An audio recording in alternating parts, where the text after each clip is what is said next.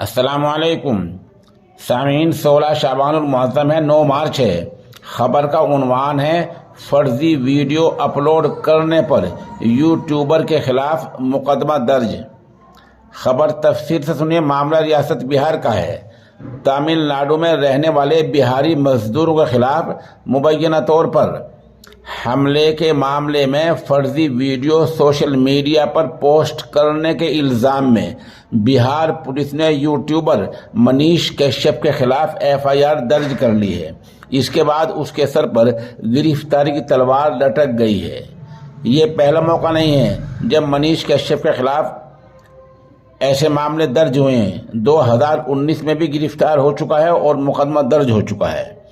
दरअसल पिछले कुछ दिनों से सोशल मीडिया पर दावा किया जा रहा है कि तमिलनाडु में रहने वाले बिहारियों पर हमले हो रहे हैं।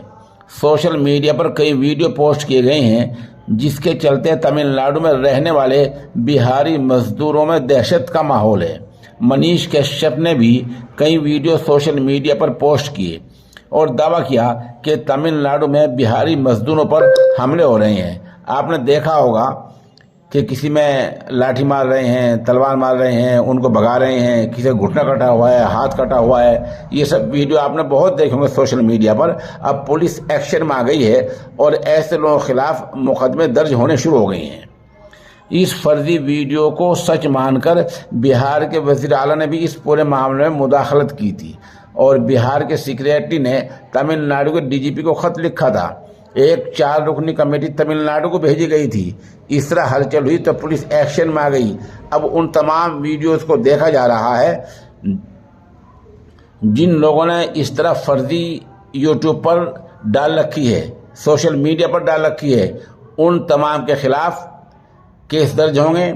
बेहतर यह है कि जिन लोगों ने ऐसी वीडियो डाल रखी है वो फ़ौरन अपने सोशल मीडिया से, फेसबुक से, व्हाट्सएप से, इंस्टाग्राम से, यूट्यूब से ऐसी वीडियो को हटा दें, नहीं तो देर सवेर सबका नंबर आना है।